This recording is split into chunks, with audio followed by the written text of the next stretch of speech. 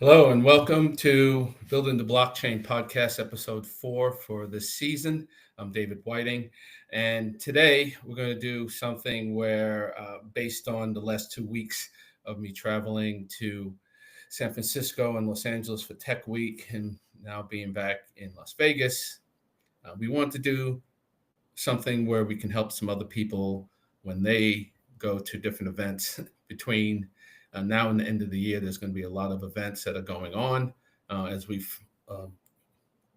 lead up to CES 2026 in January. We want to give some people some advice and tips on how to leverage their network and leverage their professional network.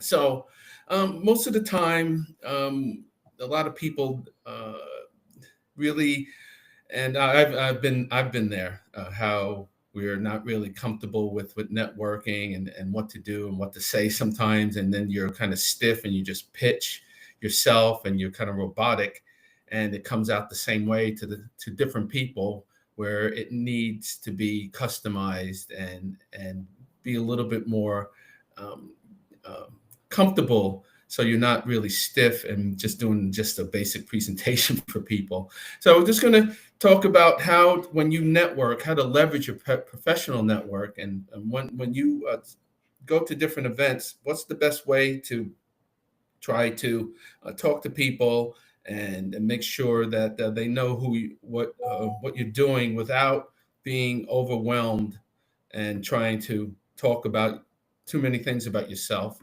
So we just want to go over a few things today, and we'll start talking about some different ways and different tips to help you out. So basically, we want to talk about, and I'll talk a little bit about how I'll help you, how what I do with my networking playbook. So I'll help you steal some event networking tips from my playbook. Now, most people are doing networking at tech events completely wrong. They walk into these massive, overwhelming convention centers or different event venues with a hidden agenda. Every handshake is treated like a vending machine. Insert a compliment, get a contact. Every conversation is a pitch. They're aggressively selling themselves, their product, their resume, talking way more than they listen, and leaving with a stack of business cards, but zero real connections.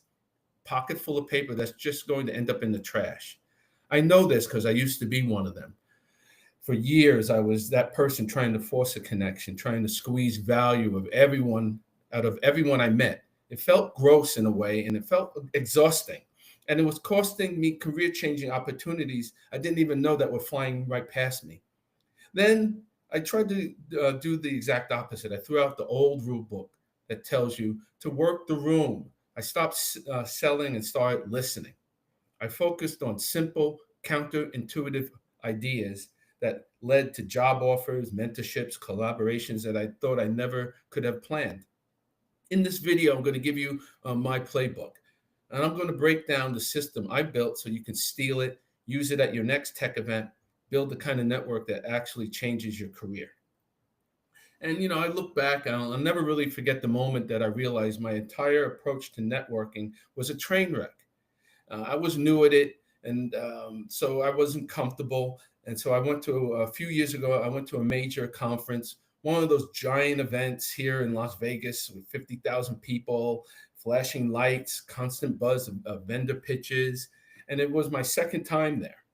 And the year before, I played the game exactly how I thought you were supposed to. I went to the opening mixers with the goal, collecting as many business cards as I can. I bounced from group to group, perfecting my 30-second elevator pitch. Hi, I'm whatever. Say example. I'm a software engineer. I specialize in distributed systems. Here's my card. What do you do? For example, I'm not a software engineer, but that's an example. And it just was coming out as a human API call, just pinging everyone in sight and hoping for okay. And then I hit my number of 200.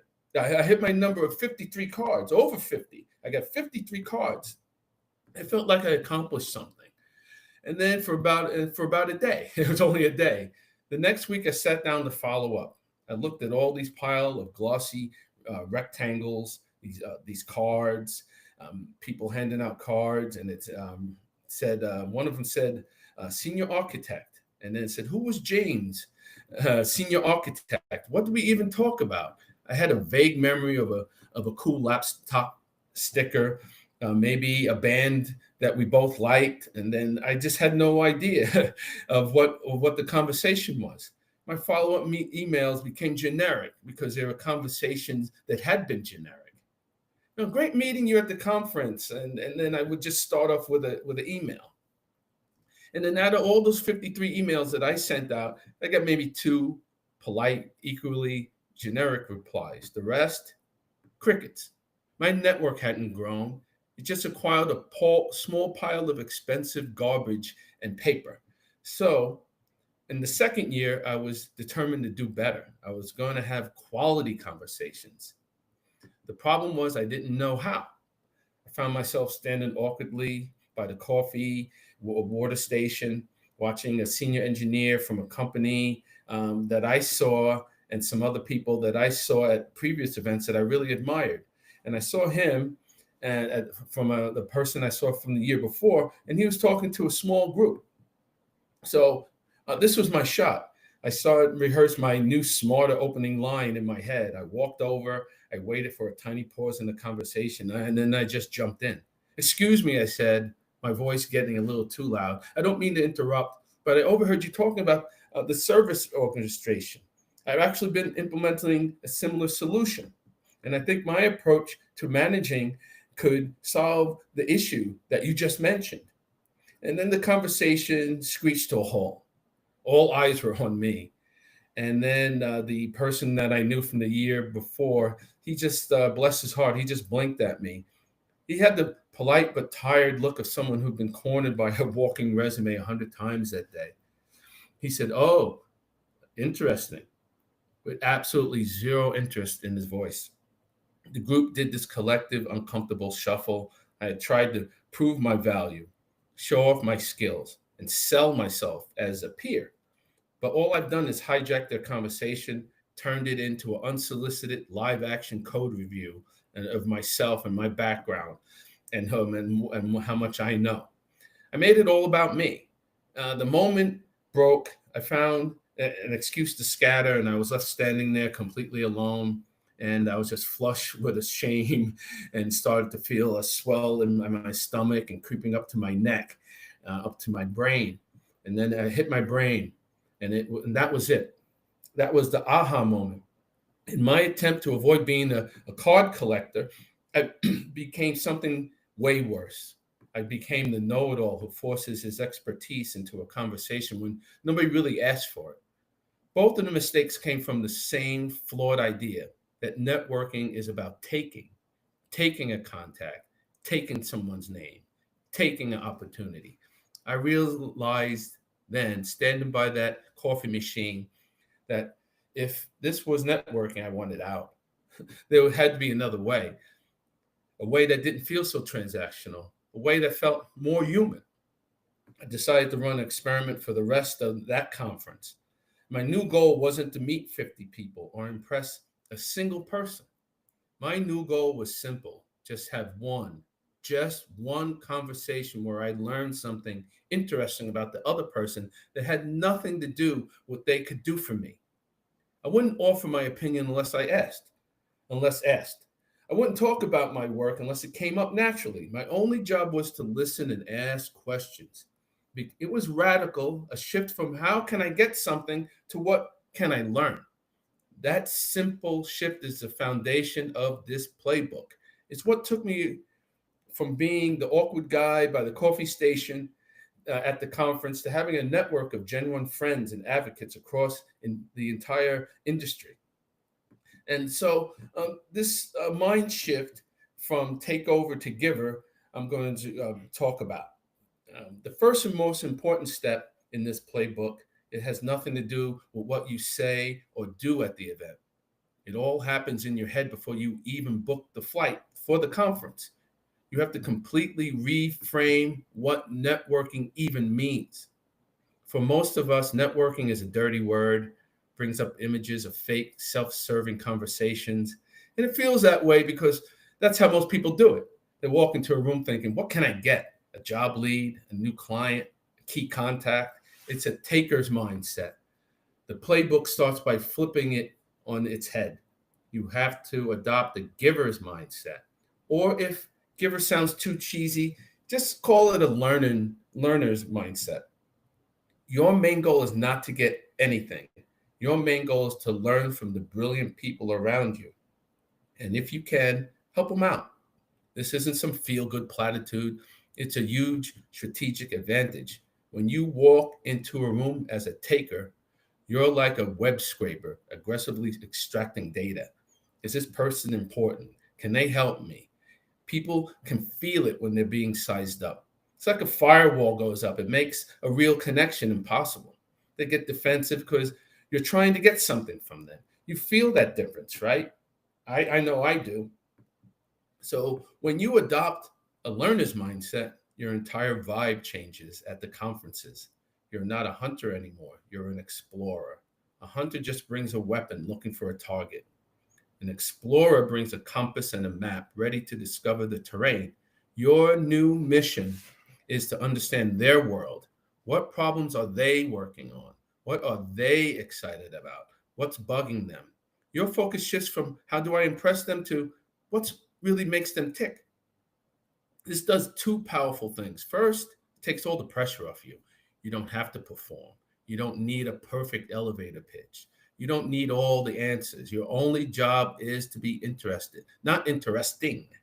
This is a massive relief, especially for introverts like me who hate the performance part of networking. You're not on stage, you're in the audience. And the second point is it makes you magnetic.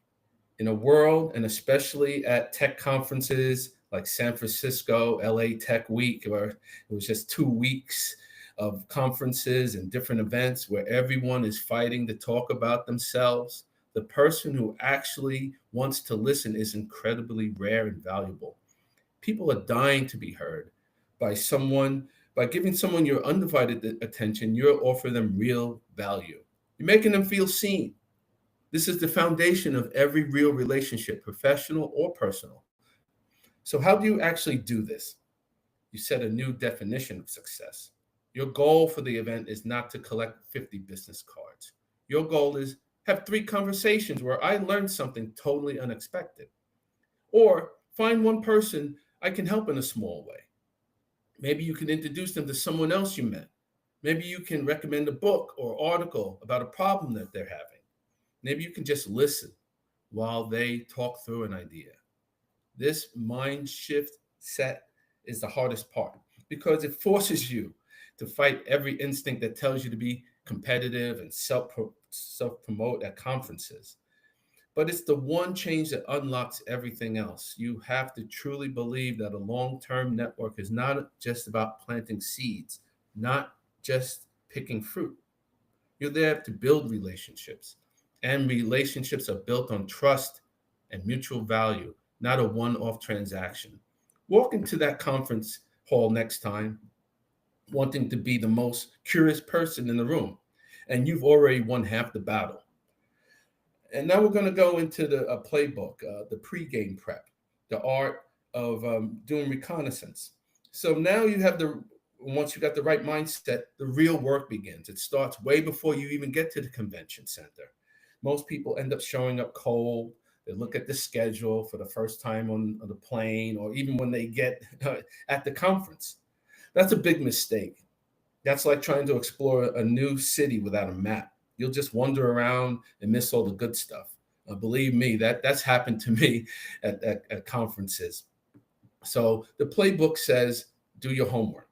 This isn't about being a creep. It's not. It's about being intentional and respecting everyone's time, including your own. First, get the lay of the land. Who's going to be there? Most big tech conferences have an app or a website that lists the speakers, sponsors, and sometimes some attendees. A week or two before the event, you should spend a couple hours just browsing. Your goal isn't to create a hit list of targets. Remember, we're not takers. Instead, you're looking for what I call curiosity triggers, people or companies that genuinely interest you. And you should, by that, you'll be able to identify the key people. Look through the speaker list. Who's giving a talk on a topic that you're actually passionate about? Who works at a company solving a problem you find fascinating? Who has a job title you've never even heard of? Make a short list of 5 to 10 people. These aren't people you're going to ambush, but they're like lighthouses helping you navigate through the conference. It's probably a really good idea to research. See, if you have the time, research their work. For each person on this little list, do a quick 10-minute research. Find them on LinkedIn or Twitter. And don't forget, we are right now on LinkedIn. We write on Twitter. We're on Facebook, YouTube, and we are on also we're on different channels. So make sure you like and subscribe. We're on multiple channels. We're live streaming the podcast. Maybe you look at their blog posts that they wrote recently. Maybe they shipped a big project. Maybe they posted about a hustle that they're excited about. The goal is to find a real point of contention, not like a creepy, I saw you went to Hawaii in 2019 connection or something like that. A professional one. Make it more professional. Like, I read your article on chaos theory, and it really made me rethink my position. It's a fantastic, respectful way to start a conversation. Start some goals, keep some goals. Now, based on the research you did for a few minutes, decide what you want to learn.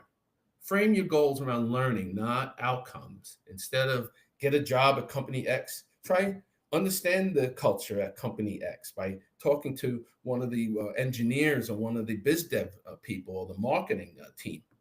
Instead of find an investor, learn about current trends in seed stage funding by checking up on the startup track. Now, this reframes the whole experience around curiosity, not pressure. Next up, prepare your conversation props. It's a mistake to think the whole conversation has to be verbal. Sometimes the best way to kick off a great conversation is to show, not just tell. Think of a conversation prop like a movie trailer for your work. You're not forcing them to watch the whole film. You're giving them a nice 30-second exciting glimpse that makes them want to learn more about you and know more. This is not a sales deck. It could be something like a project demo. Have a quick 30-second screen recording of your personal project or a cool feature that you just built. And someone asks what you do, instead of just saying, I'm a developer, or I'm a marketer, or I'm an accountant like myself, or I have a new startup like myself. You can just say, I'm just keep it simple. I'm a founder of a company, or I'm a front end developer. Just keep it real quick and short. So lately, I've really been building data visualizations. If you're an engineer, here, let me show you something I've been tinkering with, and then you can go to your smartphone and just show them real quick a little screenshot of what you've been doing. A screenshot of a graph or a picture that tells a story. Maybe you can say you ran an A/B test with a result, or maybe you can say what the accomplishment was, that you cut something down and you increased revenue, or whatever the task and the goal that you achieved. Then you can bring it up. It's a powerful way to make your work tangible and spark a real conversation. And sometimes for really techie deep side conversation at tech events. Maybe you could talk about a piece of code that you solved, or I could talk about a client that I had that had a problem that I was able to resolve it quickly, easily, and affordably, and they just came away satisfied. It's like speaking the native language of the people that you're talking to in the circle at the conference. So try to prepare a well-reasoned, data-backed take on a popular trend too, like blockchain or AI. While everyone else is nodding along about the latest hype, you can be the person who says, I see the potential, but I'm worried about the implementation cost. Here's why. It makes you memorable and shows you're a critical thinker. Finally, use some digital tools before the event. There's so many digital tools now. There's so many AI tools that you can use. You really take advantage of it before the event. So, say like a week in advance, check out the event hashtags on Twitter or LinkedIn. See who's talking about it, and maybe start engaging even before the event. And say, hey, I see you're going to the same conference. I'm going to also. I'm really looking forward to hearing about the platform on that panel that I'm excited about. And it looks like you're excited about too. Also, it's a low stakes way to warm up a connection. When you see that person at the conference, you're not a total stranger anymore. You're that person from Twitter or LinkedIn who left a note, a message. This prep might seem about a lot of work, but it's about working smarter, not harder. 1 hour of prep can save you hours of aimless, frustrating wandering on the conference floor. Turns you into a passive attendee, into a active participant who's there with a purpose. You're not just showing up. You're showing up ready. So now we covered some mindset shifts and the pre-game prep. This is where the magic really happens, the actual conversation. This is the part that trips most people up, but it's the easiest to master once you have the core idea. If you're finding this useful so far, make sure that you like and subscribe and give this video a like. It tells YouTube and it tells Facebook and it tells Twitch and X and all the other channels that we're on that you're getting value, which helps more people who are tired of the ineffective networking that you find. Your support of this event really and the live stream and the podcast helps me know that I can keep making content like this. So uh, let's get back to it and break down how to have a real conversation with people who will actually remember. Uh, so the art of the conversation, this is it. You're on the conference floor. It's loud, it's crowded. You're surrounded by thousands of smart people. The old you will be panicking, wondering who to talk and what to say. But now the new you, armed with a learner's mindset and solid prep, is calm. You're here to perform. You're here not to perform. You're here to learn. The single most important rule is listen more than you talk. Your goal in any conversation is to have the other person speaking for at least 70% of the time. This might sound passive, but it's actually a form of conversational leadership. You're guiding the conversation with good questions, creating a space for them to share. You're not a podcast show host, talk about interesting people. Be a master listener and you'll become a master networker. How do you start the conversation without being awkward? Forget cheesy one-liners. The easiest way to share is to use your shared context. You're both at the same event, in the same room at the same time. Use that. Simple, low-stakes openers. While waiting for a session, say something like, this looks like a great session. What made you want to come to this one? Or if you're at the coffee station getting a coffee, hey, this is the first time at this conference. It's huge. Have you been before? After the session ends, maybe turn to the person next to you and say, that was a great talk. What was your biggest takeaway? I thought the point about XYZ was really interesting. Notice how all these are open-ended questions. They can't be answered with a yes or no. They invite a story. This is the key to the start of a great conversation. Asking open-ended questions about their experience, their opinion, or their story. Once the conversation starts, your job is to keep it going with follow-up questions. Think of yourself like me as that podcast host. Your best friends are questions like, that sounds fascinating. How'd you get into that? What's the biggest challenge you're dealing with on that right now? What's a common misconception people have about your job? What are you most excited to learn this year at the conference? What was the most surprising thing that you learned on that project that you worked on your last project? As you listen, you're not just waiting for your turn to talk, you're actively listening for those curiosity triggers. When they mention a project, technology, or a problem that genuinely interests you, that's your cue to go deeper. Like you mentioned, you're using ABC for network observability.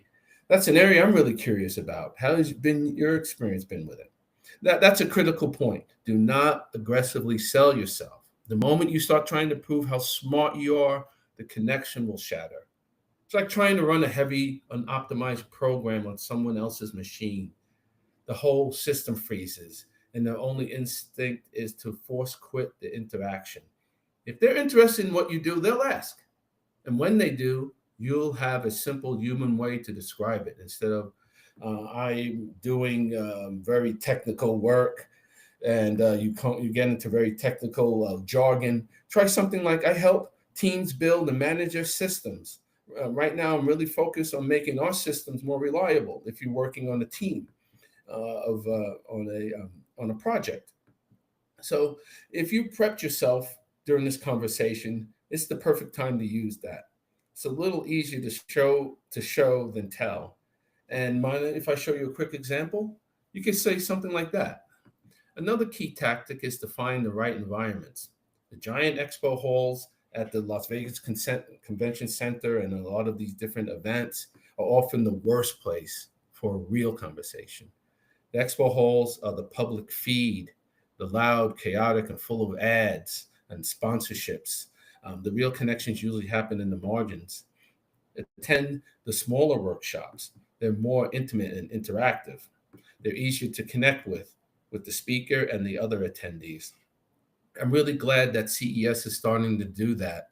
So that's something that I liked at CES last year, and then I look forward to the smaller, more intimate takeaways and the smaller workshops that they have. You can embrace the hallway track. Some of the best conversations happen in quiet corners between sessions. Don't be afraid to skip a talk if you're in a great conversation. The connection is always more valuable than the slides, which you can usually watch later on live streams, or you can get on the conference apps. So try to join special interest meetups. Many conferences have events for specific groups, like, of course, women in tech, startup founders, or for people interested just in AI or data science. Those side events and those small events are amazing for finding your people that you really want to meet. What about group conversations?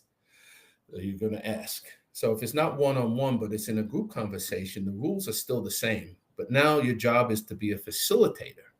If you're talking to one person and someone else joins, include them. Say, hey, come on over. We're just talking about the future of remote work and AI.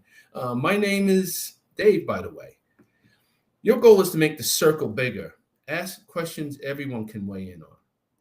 Finally, what about the hybrid events that are online and then in person? The game is the same. It's just a different type of field. Use the event's virtual platform or the app. Just don't be a passive viewer. Engage in the chats. Ask good questions in the Q&A. A lot of platforms have virtual breakout rooms or meeting schedulers. Use them. Reach out with a specific personalized message. Hey, blank, I saw your profile. You're also in the same space I am. I really enjoyed your question in the last session. I'm trying to solve a similar problem, and I would love to connect for 15 minutes if you're free. Something like that is the digital version of a smart in-person approach. So if you focus on listening, asking good questions, finding the right spots, you'll turn networking from a scary performance into a series of fun, interesting conversations. You're no longer the awkward person trying to butt in. Now you're the curious explorer people are actually happy to talk to. And so we want to give, as we start going and keep going, there's more to talk about. And so we want to go to the different ideas that we want to give you. And basically what we'll keep going, and we're going to keep trying to help you out with some of these different ideas and the concepts that you need to know before you can really get comfortable at being at at different conferences and events. So as we keep moving forward, make sure you like and subscribe. And leave any notes in the comments that you thought of, any ideas that I might have missed, or something that you thought of after listening to this, and you can drop them in the comments. So now we want to try to get to that memorable follow-up. Every conversation has to end. This is where a lot of people stumble. They either hang on too long until it gets awkward, and I know that feeling, or they bail so fast it feels rude sometimes. So mastering the graceful exit and memorable follow-up is what turns a great chat into a real connection. It's how you go from some person I spoke to a person in my network. Let's start with the exit. The key is to be respectful of their time and leave on a high note. You don't need a clever excuse. Just be honest, and politeness work best, as always. A few different ways to give advice to end a conversation. The time-bound exit. Well, I don't want to monopolize all your time, and I know we've both got sessions to catch. It was awesome talking to you about XYZ topic. I'd love to connect on LinkedIn to stay in touch. Or something like the value-oriented exit. This has been super insightful. You've given me a lot to talk about, think about. I really appreciate you sharing that. I'm going to grab some coffee before the next keynote, but it was really a pleasure meeting you. Or the introduction exit. This is the ultimate power move. If you know someone they should meet, use it. Based on what you said about being observant, you should really meet my friend. She's working on a really similar problem. Let me see if I can find her for you. Notice what you're doing. Now you're clearly signaling the end, showing gratitude, and suggesting a next step, like connecting on LinkedIn or another. Most people use LinkedIn, but some people use some people use Instagram. Some people use Instagram. Some people use Telegram. It doesn't matter, but LinkedIn is usually the most common connection that you'll find to contact at business conferences. So now let's talk about the contact info. Now everyone knows, and I really don't have them either anymore. The paper business card is fading. Forcing a card on someone is like handing them a physical street map when they have Google Maps on their phone. It's a nice thought, but it's not like how things work anymore. The modern way is now just digital exchange, like I was saying. The best tool, like I was saying, is the LinkedIn app's QR code feature. I just used it a lot in the last 2 weeks. It's instant, connects you right where you're on the platform. Make sure you just have good Wi-Fi. It can be a little frustrating if you don't. And just say, hey, would you be open to connecting on LinkedIn? If they say yes, pull out your phone, open the app, and have them scan your code. It takes 10 seconds.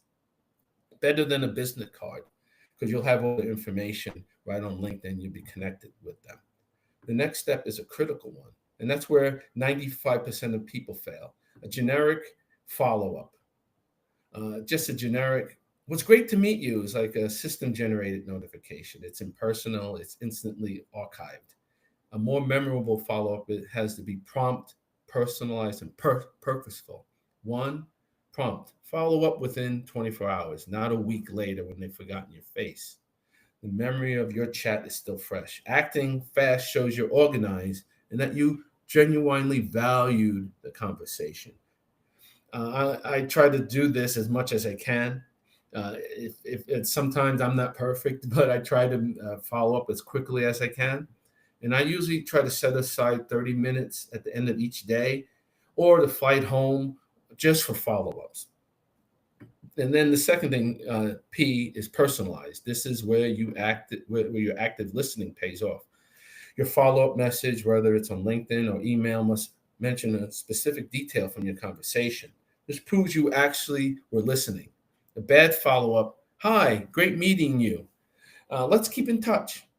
A great follow-up, hi, it was a real pleasure meeting you by the coffee station yesterday. I really enjoyed our chat about the challenges of scaling and different ideas that we talked about. Your recommendation to check it out was awesome. I've already ordered it. or whatever it was that the article or something that you were talking about, or already took a look at it. Thanks again for the great chat. Hope you enjoy the rest of the conference. See the difference? The first one is spam. The second one is a real continuation of the conversation. You've reminded them who you are, what you talked about, and showed that you valued their advice. The third P, purposeful. Your follow-up should ideally add a little bit of value. It doesn't have to be huge. Think of it as sending a small, helpful pull request.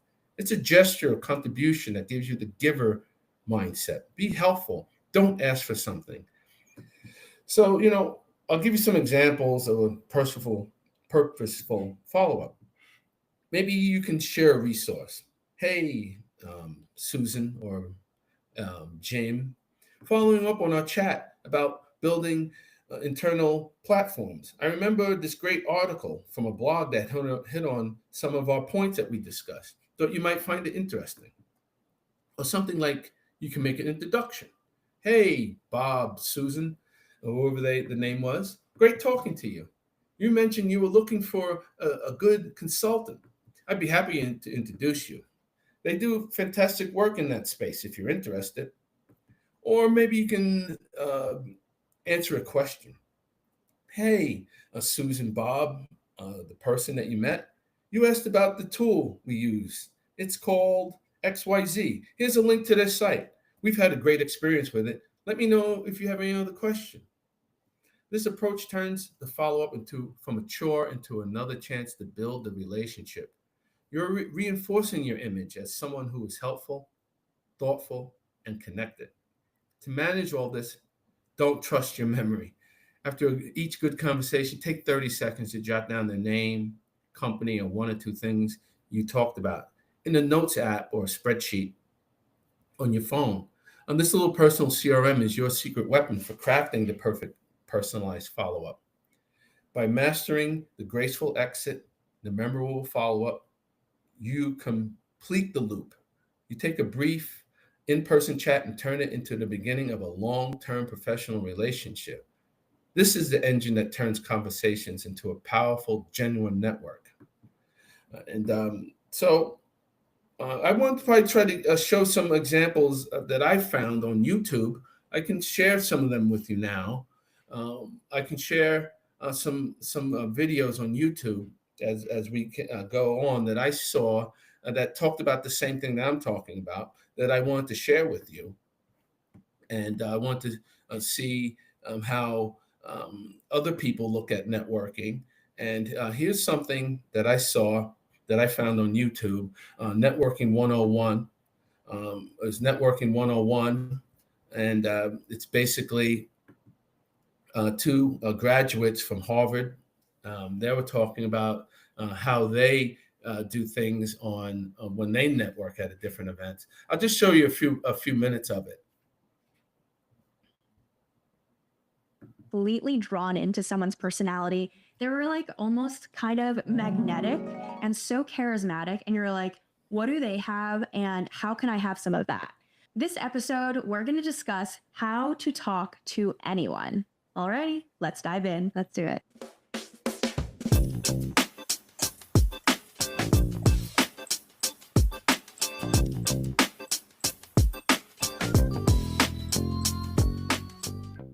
Hi, I'm Jean. And I'm Cherie. And we're the Tiger Sisters. Welcome to the season finale of Tiger Sisters. Yay! I can't believe it's been 10 episodes. Yeah, it went by really fast. Yeah, it went by really fast. I am excited about the evolution of topics we've discovered. Yeah, I think like some of the more recent episodes have been a lot more like fun and not just like informative, and hopefully the audience is enjoying that. Yeah, I think we covered a lot of like professional stuff in the beginning. Yeah, mixed in some personal stuff, and yeah, it's just been such an amazing season. You've done really well. Thank you. I know. Thank you. My first season. Your first season, first time podcasting. Yeah. And 10 kind of just like flew by. Yeah. And I feel like I'm also just getting more comfortable with like speaking on camera and being more candid and just being more like vulnerable and honest. Hey, Tone, why should people come to the AI Advantage Summit November 6th, 7th, and 8th? I love that for you. Thanks. Okay, so before we go any further, please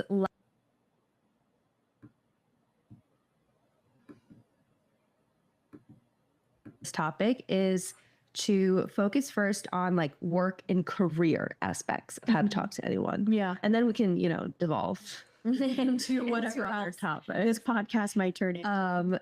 But let's start with like, what are some tips you have for talking to older people or more like senior people, meaning like leaders in the company and like execs, or maybe even people you feel intimidated by? I feel like you're a really good person. This is a big topic because you can talk to anyone. And Yeah. like, I feel like it's one of your superpowers. Oh, thank you. Yeah, I think I really struggled with this when I first graduated, because when you're like a 22-year-old in the workplace and you're like, oh my God, so much of my self-worth is tied to what I say and how I present myself. Yeah. It was really nerve-wracking, but I think just getting more repetitions in and getting more practice in talking to people who are older than you, who have more like years of experience than you, and like getting those reps in really helps. But I think honestly, it's a mindset shift for me where you're just like, even if I'm talking to someone who's like 5 levels above me or the CEO of a company, at the end of the day, they are just a person. Yeah. And like, if you can connect on a human to human level, like no sucking up, no like ass kissing. Yeah. It's like, how do you connect with another person and genuinely be curious in them and what their story is and what they care about? Then I feel like that's where it becomes less scary. Well, on the topic of getting your reps in and like getting exposure, I feel like one of the ways you did that was through your internships. And at Morgan Stanley, I remember you interned there when you were in college.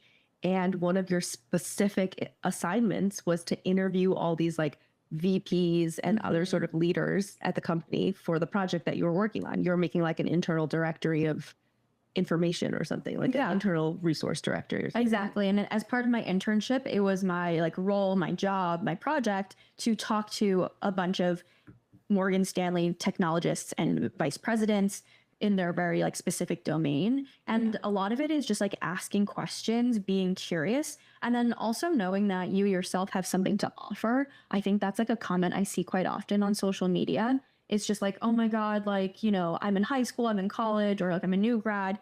Like talking to these people who are much more experienced is kind of scary because like, what do I have to offer them? Well, but so like when you were doing it, were you nervous or were you like, oh, it's just my assignment, like I was told to do this? I was definitely nervous because I wanted to make a good impression. Like I didn't want to like sound like an idiot, but I think before even talking to the person, doing like a lot of research. Okay. And like every conversation, it goes well because I'm prepared. Like I've done research on the person. I know what their purview is. And it's not like I'm asking like, level 1 questions that I can just Google. I'm asking level 10 questions that only this specific person in this specific domain would have the answer to. Yeah. It's kind of funny because I feel like Cherie's Corner was like an evolution of like looking back on it now. Right? Like, have you ever had that thought? No, I haven't. That's what you do for Cherie's Corner. So for Cherie's Corner, Cherie's other podcast that is wrapping up its last season. Her other podcast. It's wrapping up its last season so she could focus fully on Tiger Sisters. Yeah. She has interviewed some like true like titans of industry, like people who are just like, I don't know, like single name like people kind of. Oh, yeah. In a way. For sure. But you do so much preparation for that. Yeah. And that's what I think people don't see is how much behind the scenes goes into these, the podcast, obviously, but then also just like having like one-on-one coffee chats with people. Yeah. Like never, ever go into a coffee chat like cold. Yeah. Bare minimum is spending 5 minutes on their LinkedIn profile to know more about them. And that's like the bare minimum, I would say, especially if you're the person who is asking for the coffee chat and, in the like power differential is asking for help. Yeah. I feel like that's a very good practical tip. Yeah. I think one of the most powerful ways to talk to anybody is to identify what your shared interests are. Or like even better, like over time, like cultivate some sort of like shared interests and shared experiences together. Yes. Like I feel like you have like so much to say about that.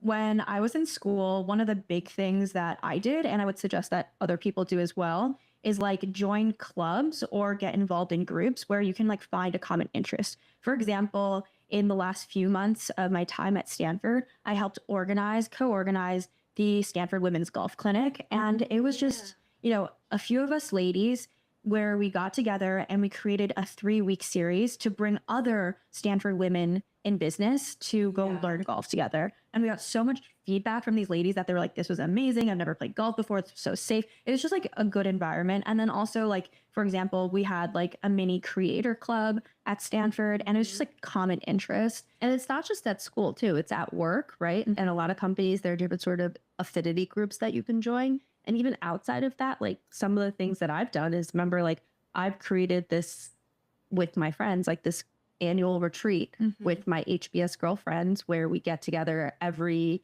year in Newport. It's about like 20 of us. And we basically like have this weekend of like learning and growing together, like reconnecting and bonding. Yeah. It's like creating, you can actively create these experiences where you can like bond with people and like get to know them better. Well, I think it also starts from like a shared understanding too. Like we all have a common something. And then from there, you create the shared experiences where you dive in even deeper. And one way we were able to do this at Stanford GSB that I absolutely loved was going on trips together. Big proponent of traveling together to experience things in a new way. And speaking of trips, you may have seen that Cherie and I recently announced our Trova trip to Japan together.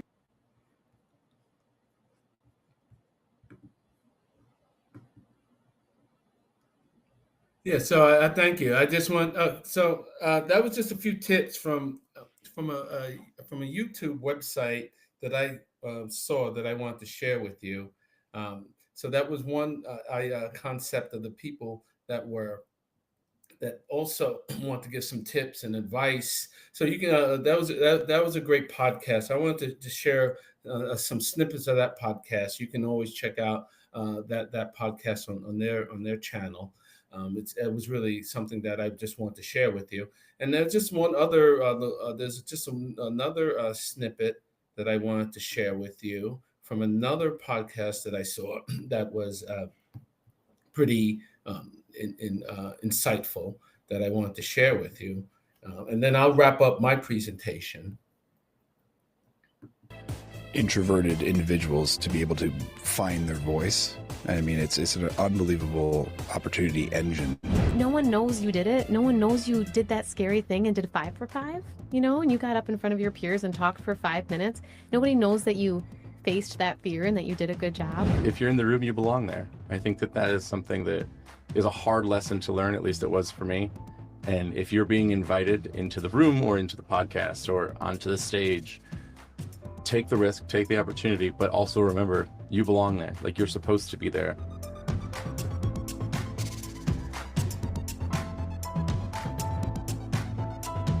Hi, everybody. Welcome to another Carpool Conversation. I am here with a familiar face, familiar voice, Matt Fowler. He is the account executive at Pivottree. Maybe not the account executive. Well, the most important one, actually. But I'm one of a few, but I oversee the automotive division. So. Yes. And this is your second time on AutoCare on Air? Second time on a full one, and then we did the clips at Connect. The open mic. Yeah. Yes. So welcome back. And then I have John Clemens. He's the product manager at Experian Automotive. Welcome to your first AutoCare on Air podcast. Thank you. Long-term listener, first-time caller. There you go. Yeah. And have you ever been on a podcast, period? No, this is my first one. This makes me so happy. I love newbies. This is the best. This is the best first podcast you can do. Super casual. Okay. Plus, you're sitting here with your friends, so it'll be good. We're going to talk about creating career opportunities today, and it kind of worked out great to have this group because one thing that we've all done, we knew to do, is to get involved in the industry to create career opportunities. So we actually all got started kind of getting involved with Yang.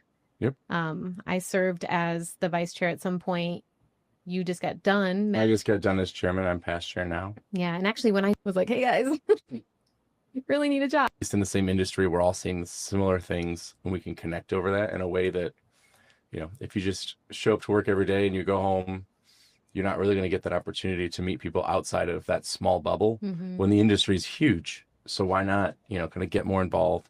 And it's not necessarily about moving companies or like getting involved in that way, but it's more about the aspect of just getting to see what the entire industry is doing and gives you a new perspective to bring back to different teams and be like, well, actually, these guys are going through this, these guys are going through this, personally, professionally, whatever that may be. And so those lines are ever getting blurred between personal and professional relationships. Yeah. I mean, even at lunch, right? We're talking from a sales perspective, right? Different sales strategies, right? Pivotry and Experian kind of do two different things, but it was interesting that we align in our sales practices. And I'm not in sales anymore, but what Matt was talking about was exactly what the sales team at Experian Automotive is doing. So it's just interesting because, we're just having a discussion over lunch, but there's an open opportunity for me to go back and talk with my sales team and say, hey, I was talking with a colleague, this is what they're doing. What can we implement or how can we help? Yeah, there's a certain kind of trust though that you build when you're kind of in the trenches doing Yang, like on a steering committee like that, when you're with somebody and you're working, on the industry, not just in your company. A lot of competitors can come together, a lot of and it really does. It not only just helps you form trusting relationships where that those people are going to be the ones who bring you opportunities, because word of mouth is still number one. Word of mouth is still king. So the more people that can speak for you and trust you, they have their own networks. When opportunities cross their minds and they think of you and that person they're talking to trusts that person and their opinion of you, it just brings opportunities to your doorstep. And it also, I think, getting involved in the industry helps you see the bigger picture of where your company lives in this, big world and how things are unfolding. Having a good understanding of industry topics like sustainability, what are people doing in AI, what are people doing in EVs, and just kind of having those kind of narratives in your head and being involved and bringing that back to your company, it'll help open a lot of doors just within your own company too. Just being able to see okay, this guy knows what he's talking about. He's very involved in the industry. People know him. He's got a huge network. Huge opportunities can come for that. Yeah. I think we didn't even say the word networking yet, but I mean, that is such a buzzword right now, networking, especially post-COVID, right? We were all kind of locked away at our homes during COVID. We could network virtually, right? We couldn't necessarily network in person, but the amount of ways we could network and can network today could just open up so many different doors, right? It's the same thing. I've networked with peers over the last 10 years here at Experian. Some of those friends or those colleagues that I've met, they stood up at my wedding, right? I've been over to their house. I've had dinners with these people. They're friends inside the industry and outside, which is just an awesome thing to reflect back on and say, yeah, this is the proof in the pudding for networking. Mm-hmm. But then thinking about, it's great to have the friends and it's great to grow all that, but it also gives you an opportunity to see people in positions you may want to be in.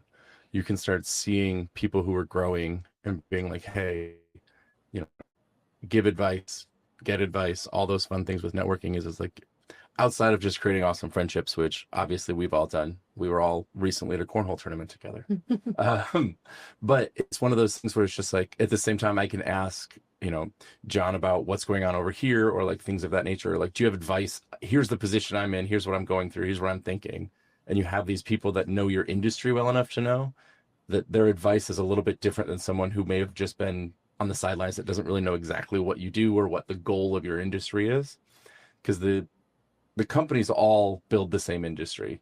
So if we're all building those blocks together, it just makes life that much easier. And you have all those extra people to go to. And we've made so many awesome relationships, even just if we just look at what we've done with Yang and then move on to all the other networking opportunities from the different events that we all have, that really just opens all those doors. And then you take it a step further and you join a committee and then you get on the council.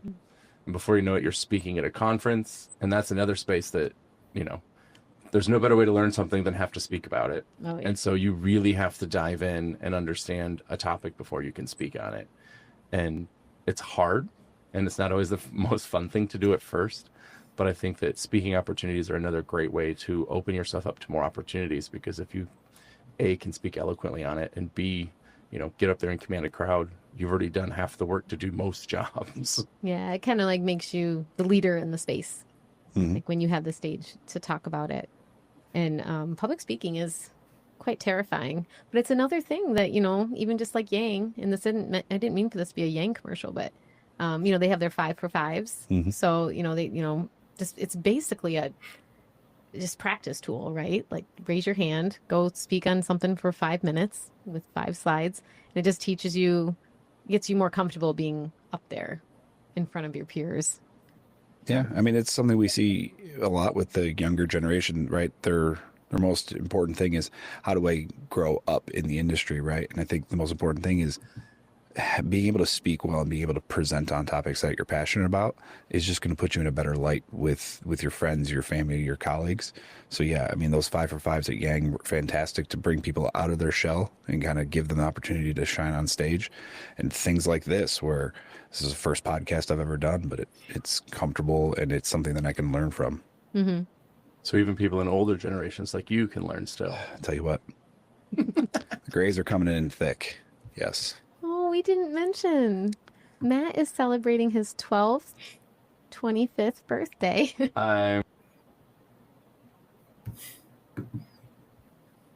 So I just wanted to share some of those. I want to share some of those 2 videos with you, so you get not just my opinion and my outlook, but you get from different podcasters who are out there and what they're talking about. And these were some of the podcasts I wanted, 2 podcasts I want to share with you, and their conversations on networking and conferences, and giving some tips of advice that was unique to those podcasts, but they're relevant to everything, because they were talking about how to build your audience and how to network and give different tips of advice because you can really grow your network by tapping into other networks, and then also by doing little getaway trips with smaller groups, like the 2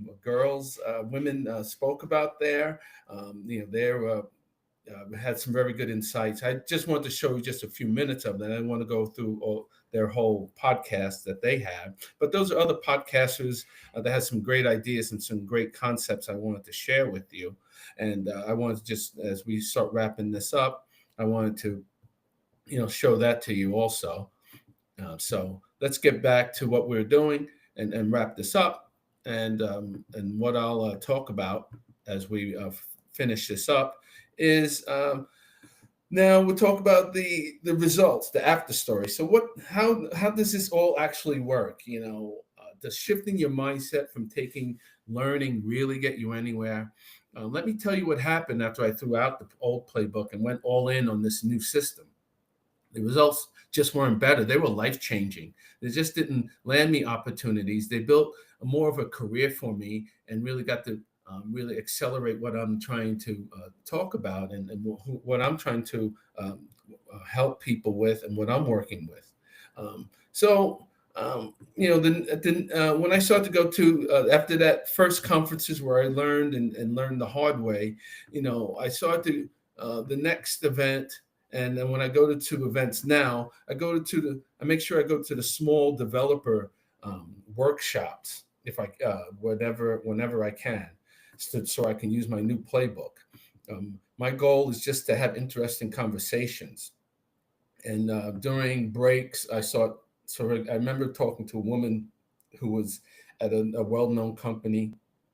Instead of just pitching myself, I asked her what she thought of the workshop. We ended up talking for about 20 minutes after this, talking about trying to our pain points and that we shared. And I mostly just listened. I just asked her about a few challenges. I shared a story about a mistake that I made and how it affected my team and what we learned. And it was just a normal human conversation between 2 people, just kind of like geeking out on the technology that we had in common and what we shared. And at the end, we connected on LinkedIn. So my follow-up was simple. I just sent her a link to a blog post about what we were talking about. And I just said, hey, blank, I don't remember her name, but I wrote, really enjoyed our chat. This article reminded me of our conversation, thought you might find it interesting. And then she replied, thanked me, and we messaged back and forth a little bit about it. That was it.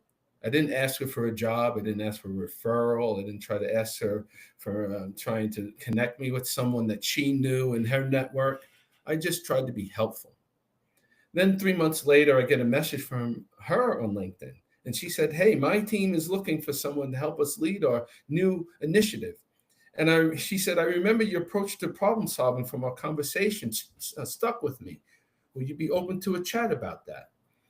And then that chat turned into a loop. And that loop turned into a consulting job that wasn't even listed publicly. It was only available to people that she knew, that she trusted, that she reached out to. And it was a good client, and it was a huge step up. But it happened not because I sold myself, but because I had a real conversation and made a genuine connection. It just wasn't another resume. It was a person she remembered that she enjoyed talking to. So there's a lot of stories like that. I remember I talked to a keynote speaker after an event, a true pioneer in the field, and they were standing alone for a second. I would have been too scared in the past to approach him, or I would try to impress him with some kind of smart question. But now I just walked over to him and just noticed and just said, "This was an incredible keynote. The way you explained the example that you talked about that really resonated with me was the clearest I ever heard." He smiled and said, "Thanks." Then I asked him a simple, just a regular question, just like, "What are you hoping people really take away from your talk today on the panel?" And then he lit up, and we talked for about 5 more minutes. We talked about making things understandable for everyone. And I followed up later with a simple thank you note on LinkedIn. And then a few months later, I hit a wall on a project. So I sent him a message. And I said, "You may not remember me, but we spoke briefly after your keynote last year. I'm working on a problem related to a specific area that we talked about. And I remembered you had some unique insights. I'm wondering if you could point me to any papers or resources that you could recommend." To my shock, he replied back within 24 hours. And not only did he send me some research papers, but he said, "This is kind of tricky, this subject. If you have time, I'll be happy to jump on a 15-minute call to walk you through it." That 15-minute call became a 45-minute masterclass. He became an informal mentor that way, someone that I could occasionally ask for advice. That relationship is worth more than 1,000 business cards. It was built on respect and curiosity, not a transaction. This playbook just didn't lead to jobs and mentors. It led to friendships. It led to collaborations that are open source and free and not really stiff and planned. It led to invitations to speak at meetups. It filled my professional life with people I only not respected but genuinely liked. Made me feel the entire industry felt smaller and more friendly and more accessible. So that result is that networking stops being a thing you do and becomes a natural side effect of who you are. Being curious, being helpful, and connected to a member of your community. The opportunities don't feel forced, they just flow from the relationships you build. And that's a much more enjoyable and sustainable way to build your career and extend your network. So as we wrap up, what's the secret to these networking at tech events and different events? It's realizing there's no secret. There's no hack. The playbook I've shared with you isn't about memorizing clever lines or gaming the system. It's a fundamental shift in how you show up. It's about having the courage to be a human in a professional setting. Most people walk into a conference, put on a mask, the mask of the expert, the go-getter, the salesperson. They think this is what it takes to get ahead. But what I've learned is that the most powerful thing you can be in a room of masks is yourself, a curious, authentic, and engaged version of yourself. So let's do a little bit of a recap. The mind shift set. Go from taker to giver. The goal is to understand and help, not just to get. Then secondly, pre-game prep. Do your homework. Find curiosity triggers. Prep your conversation props so that you can show, not just tell. And then remember, third, the art of real conversation. Listen more than you talk. Ask great open-ended questions. Guide the conversation with genuine curiosity. And then finally, number four, the graceful exit and memorable follow-up. Try to end up on a high note with a follow-up with a prompt, personalized, purposeful messages that add value. This system works. It works for introverts like me, extroverts, junior devs, senior architects, or whoever, engineers, developers, or sales reps. It works because it's built on timeless principle. People want to connect with people, not with walking resumes. Stop selling, start connecting. Stop pitching and start listening. Stop trying to be interesting. Start being interested.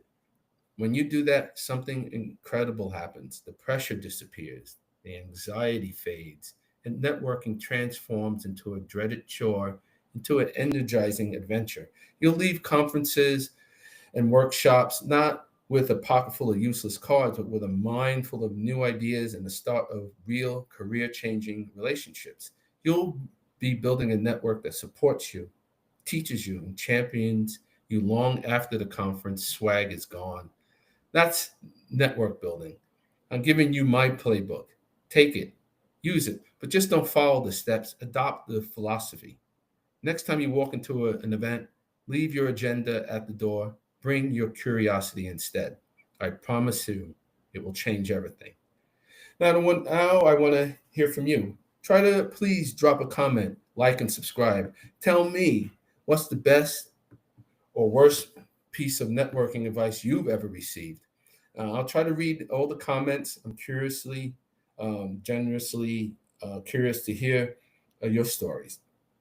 And if you want more deep dives into strategies that you can accelerate to make your career grow, make sure you stay subscribed to our podcast. Thanks for watching. Make sure that you like what we're doing, and I hope you like what we're doing. That's going to wrap up the podcast for today, the Building the Blockchain podcast. We wanted to do something a little bit different and not just talk about tech all the time, but talk about the human relationships at events. So I hope you had a good time. I hope you enjoyed the podcast. We'll see